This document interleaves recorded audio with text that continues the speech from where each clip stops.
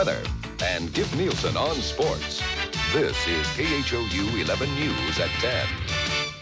I got windows and stuff on, and I'm scared because somebody like come through here and start shooting in here.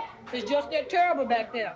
And that is home tonight for a woman who fears for her children and herself. A neighbor in her Southeast Houston apartment complex has been killed, apparently by a stray machine gun bullet. Good evening, everybody. It's a place where kids talk about crack cocaine as if it were so much bubble gum. Marvin Zimler's action. So common, few seemed surprised when a woman on her way to the store was killed by a stray bullet. But it is not a place where they have given up hope. Dave Failing shows us a bit of what life is like at Kingsgate Manor. It's a little past 6 this evening. Officer M.O. Williams is breaking up a curbside cocktail party. Just a routine check, checking on them. They were sitting around drinking.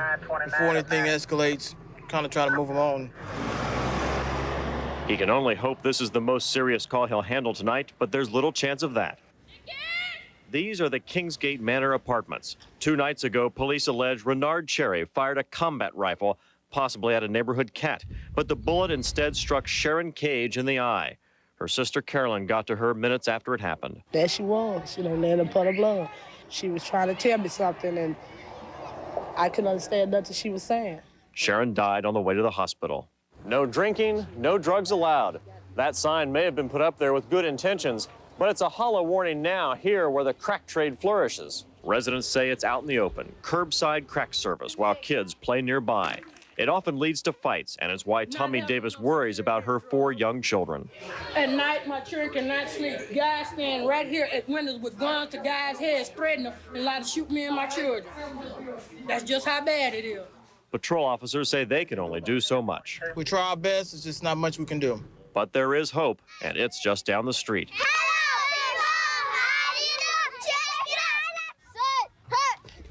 Many of these kids live in Kingsgate Manor, but before they go home from school, people like Eugene Dixon and Ann Hall teach them how to cheer, and how to block, and how to live. Just saying no ain't enough, so you show them that you can play some ball if you keep a good mind and stay in school, and a lot of them go for it. Grades go up, you wouldn't believe it. By the time they get out of school and get their homework, get out here, practice, they're ready for bed. They don't have time to get in trouble. It may be a simplistic approach to such an overwhelming problem, but it's a start. In Southeast Houston, Dave Failing, 11 News. Well, unfortunately, there are lots of Kingsgate Manors around here. In fact, the same drug culture that's being given is one reason for the skyrocketing figures on robberies in Houston this year. For instance, August replaced July as the all-time record month for armed robberies. Last month, nearly 1,200 robberies were committed here, 50 more than in July, which was also a record month. Year to year, the numbers are just as depressing. Through August this year, police have investigated more than 8,000 robberies, a whopping 26% jump from 89. Police have a good idea of what's causing it. They're seeing an alarming number of parolees being arrested for robbery. The second biggest factor of the increased robbery rate is drugs. On average, police say a robbery was committed in Houston every 38 minutes in August. Another call tonight to reopen an old murder case in Montgomery County. Earlier this week, the Supreme Court cleared Clarence Branley for the murder of a teenager 10 years ago. Michael Barnes tells us a Montgomery County woman is stepping forward and challenging authorities to find the real killer. Because I feel like it needs to be investigated further. I feel like there needs to be a continuance into solving the mystery of who did kill Cheryl Ferguson. Brenda Medina says Cheryl Ferguson's murderer is still on the streets, and she wants the Montgomery County DA to do something about it before she's harmed. Medina claims her ex-boyfriend, James Robinson, is involved in the murder that happened 10 years ago at Conroe High School, and she wants the DA to reopen the case. James came home and admitted that he killed the girl. He also sat in the courtroom and he admitted to the judge that he told me he killed a girl. It's not by coincidence that you say you're going to kill or have killed someone and then it comes to light that you did kill, that someone is dead. 16-year-old Cheryl Ferguson from Belleville was strangled and raped in 1980 while attending a volleyball tournament at Conroe High. One of the janitors there, Clarence Branley, was convicted in her slaying and spent time on death row. At one point, he came within 5 days of being executed. In January, Branley was freed after the Texas Court of Criminal Appeals threw out his conviction. saying he was singled out as a suspect because he was black. This week, the U.S. Supreme Court upheld the decision, meaning Brandley is a free man. Overall, I regret that a killer has escaped the consequences of his action. DA Peter Spears calls Medina's story unbelievable and filled with factual inconsistencies. He says this murder case is closed because, in his opinion, they had the right man and he got off scot-free. Still, Medina claims she'll continue to speak out, hoping someone will listen and help solve Cheryl Ferguson's death. Michael Barnes, 11 News. The star-crossed royal family of Monte Carlo is dealing with another tragedy this evening. Princess Caroline's husband has been killed in a speedboat accident. Stefano Casaraghi was an Italian financier. His speedboat flipped during a morning run off the Monte Carlo coast. It was a trial run for a championship race. The co-pilot survived. The 30-year-old Casaraghi did not. He and Princess Caroline had 3 children. This is the second tragedy to strike that royal family. Caroline's mother, the famous Princess Grace of Monaco, died in a car accident back in 1982. A Florida jury says the rap group 2 Live Crew can't be as nasty as they want to be if they want their records sold in stores. In what's being called a landmark case, the jury convicted a record store owner on obscenity charges for selling a 2 Live Crew album, an album banned by a federal judge because of its lyrics. Charles Freeman was arrested in June for selling the album As Nasty as They Want to Be. He insists his arrest violates the First Amendment right of freedom of speech and says his conviction is racially motivated. It doesn't reflect my community as a black man in Broward County. It's unfair. The jury was all white. There were no blacks on the jury pool at all, only one. And they don't know where EC Records is. They don't know nothing about the damn ghetto. The leader of 2 Live Crew also faces trial in Florida. He's charged with performing obscene material. Freeman's lawyers say there will be an appeal. President Bush is waging a hard-hitting behind-the-scenes campaign tonight, trying to collect support for that huge and controversial budget reduction package. The president spent the day in meetings and on the phone trying to pitch the budget plan to wavering members of Congress, even to many Republicans. But it appears to be an uphill effort. Liberals and conservatives alike dislike many parts of this $500 billion 5-year package, especially the tax hike parts, just a month before the election. Here's an example of what Bush is up against. Many Texans in Washington say they're still undecided about which way they'll vote. 5 members say they'll support the measure. The 2 senators are on that side. 7 Texans in Congress, including some Republicans, are lined up against. And tonight, 17 Texans on Capitol Hill say they have not decided. A preliminary vote is set for tomorrow. The partying continues as some here in Houston celebrate the reunification of Germany. Tonight, the German Cultural Center held a reception honoring the newly unified country. Consul General Peter Meyer Oswald told the crowd that in celebrating the future of Germany, they must not forget their past. Unity, because we launched World War II, and there is no future without remembrance. Oswald also applauded U.S. efforts to help West Germany after World War II. He says never in the history of warfare has an occupying force done so much for a conquered country. And unification proves that the American policies in West Germany were successful. Well, back home, there's a battle brewing tonight, and the rest of the country is drawing a bead. Unfortunately, it's a bead on us, on Texas. Coming up, why America is trashing Texas. If you're using Kleenex like it's going out of style, you're not alone. Blame it on the ragweed. And later, Neil says we can still maybe have another shot at some rain tomorrow.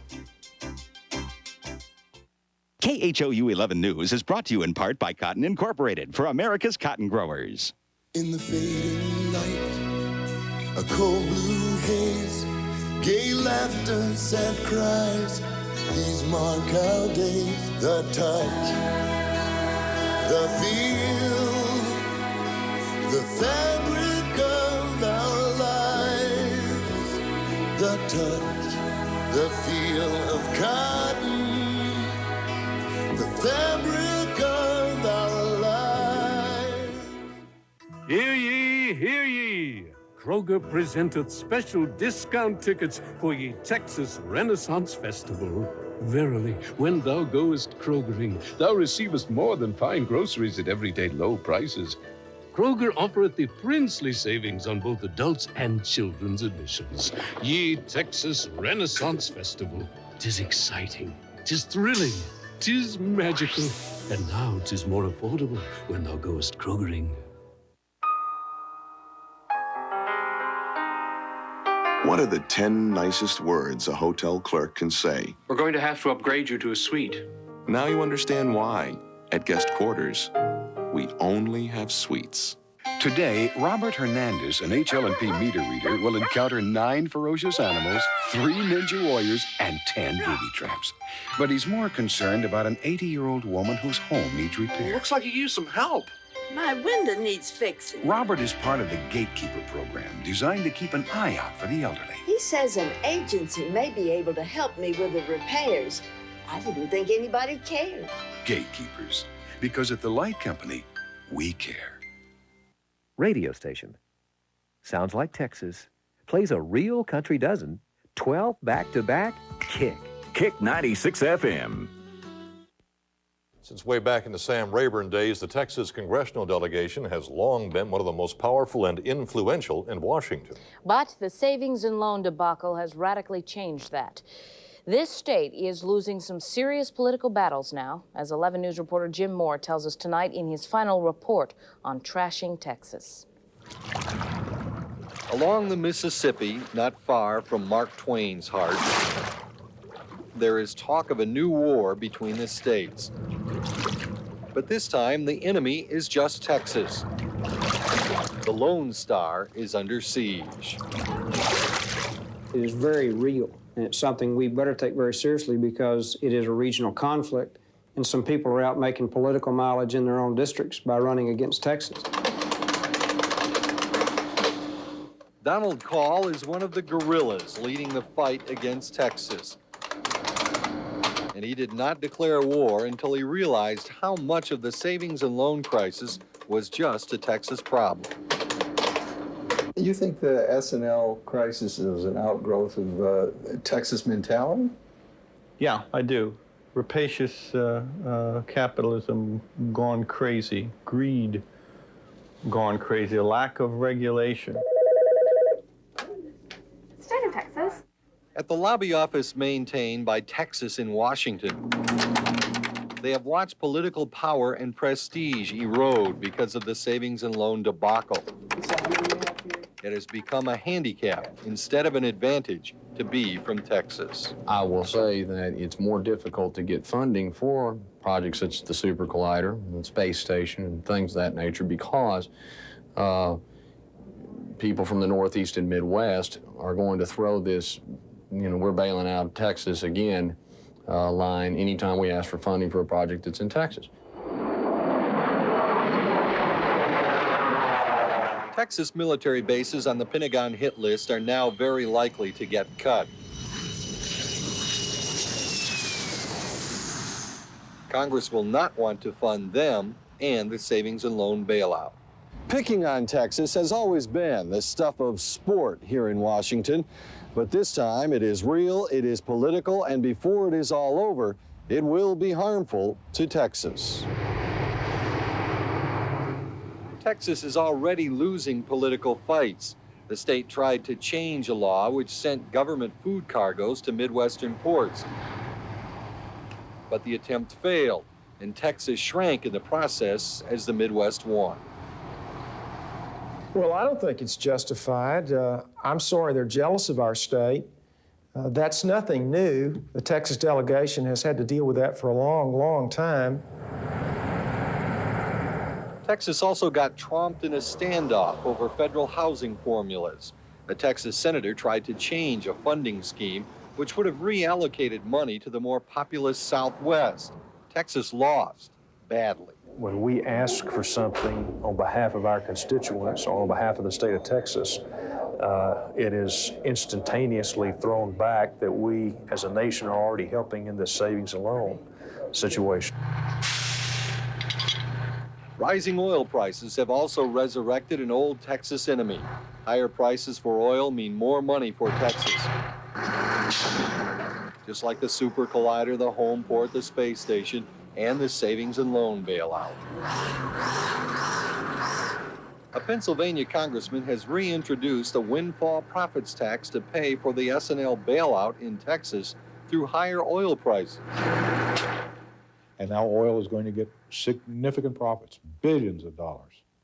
Well, that shouldn't go back and reside in the same area we've just pumped in $30 or $40 billion in Texas. We should now get some of it back, recoup it back. What's unfair about that? Economists expect a new boom in the Southwest because of the S&L bailout money. But Congress may use windfall profits to level out the Texas economy. Texas will pay for its mistakes.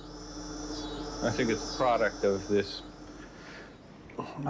slash and burn corporate culture which you cultivated down there. It wouldn't be so bad if you didn't brag so much when things were going good and lord it over the rest of us. It just makes people mad. And when people in this part of the country get mad, they are dangerous because they won't rest until they get even. Jamore 11 News near Hannibal, Missouri. Well, at least they didn't say anything about the weather. Not much good you can say about the weather, I guess. Well, the rains missed us today. We'll tell you why when we come back.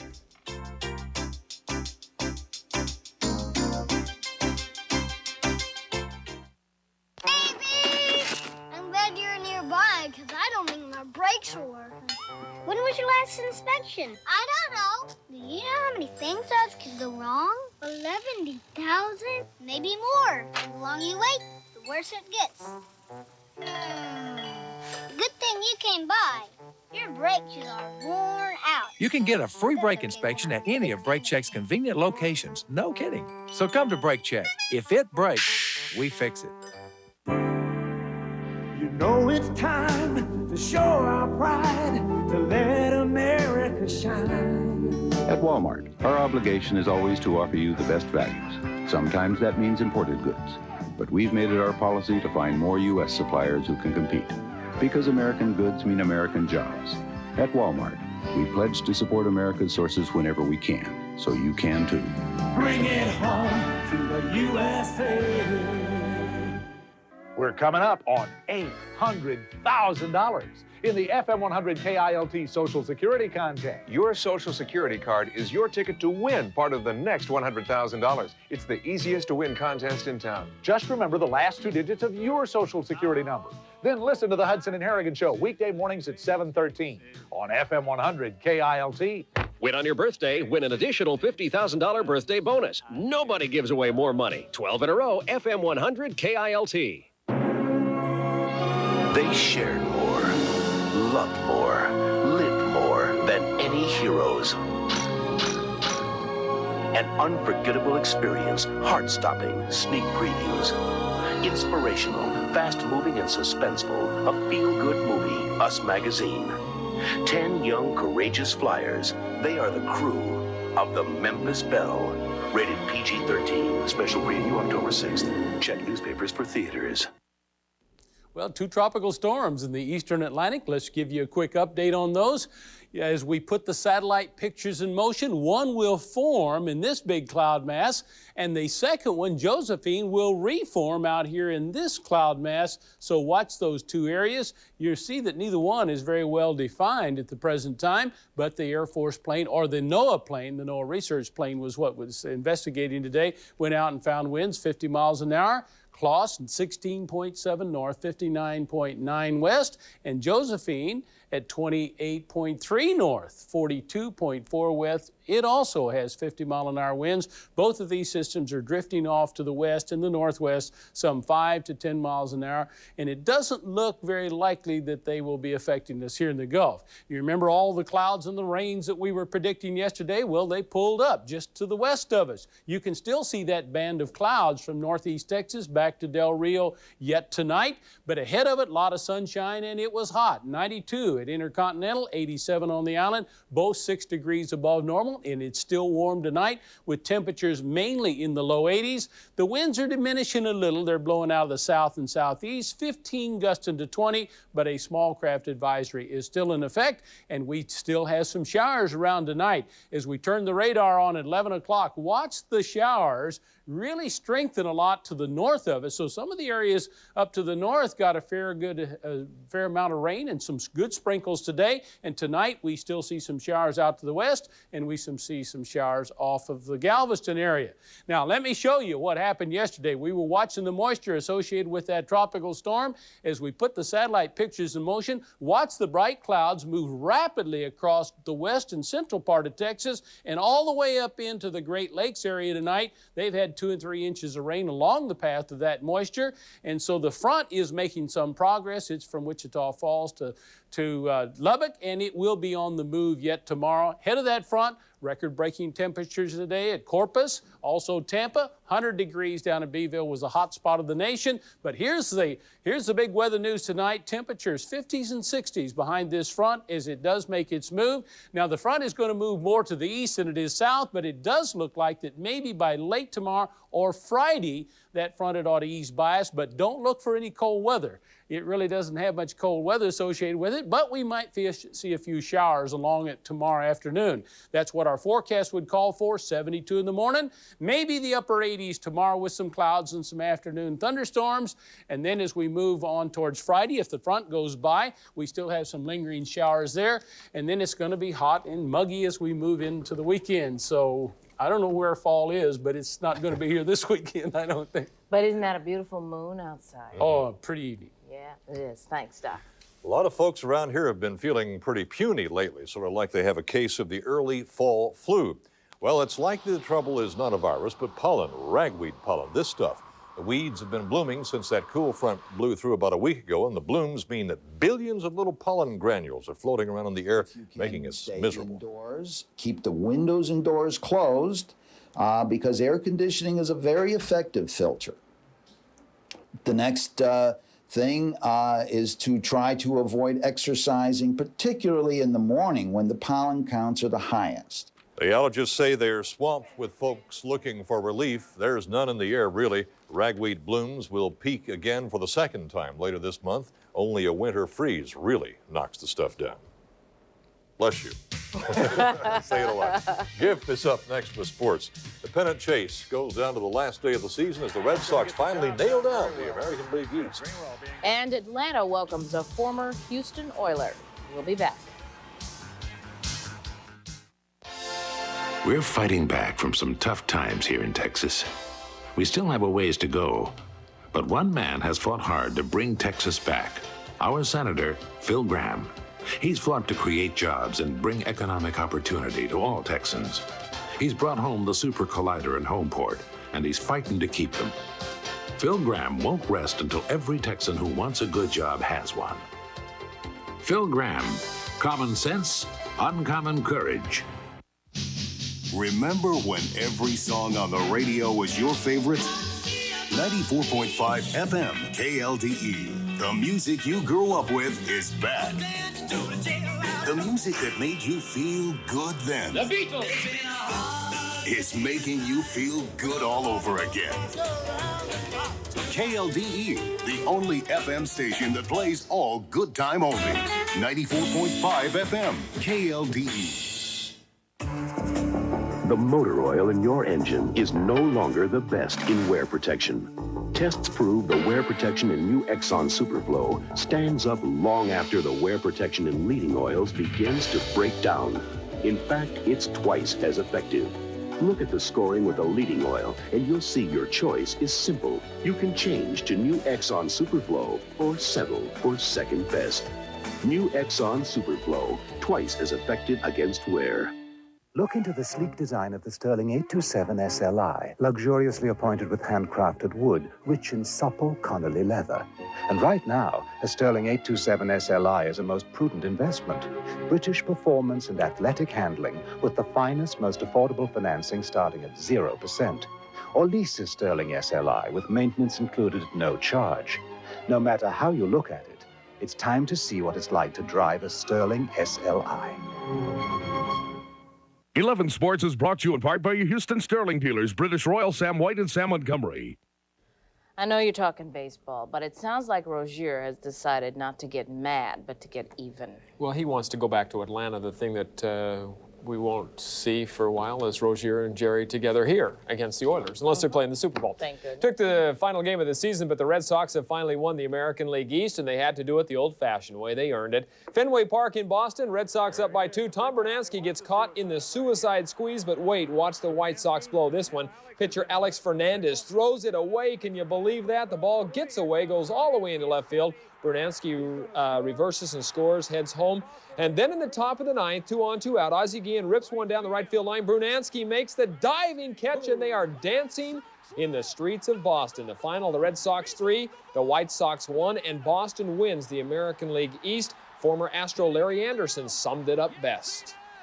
It's a great feeling. I think, every new team I've gone to the last 3 years has gone to the playoffs. So it was a good omen when I came here. I think I knew we had it all the time. Oh, Larry. The other big story tonight in the American League involves the Detroit Tigers' Cecil Fielder. He hit his 50th home run, becoming only the 11th player in Major League history to hit at least that many in a season.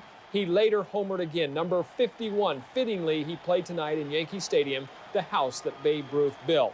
And the ground old man of the Kansas City Royals did something no one has ever done before. George Brett's single here helped him win the American League batting title, and with the title, he becomes the first player to ever win batting titles in 3 decades, the 70s, the 80s, and now the 90s.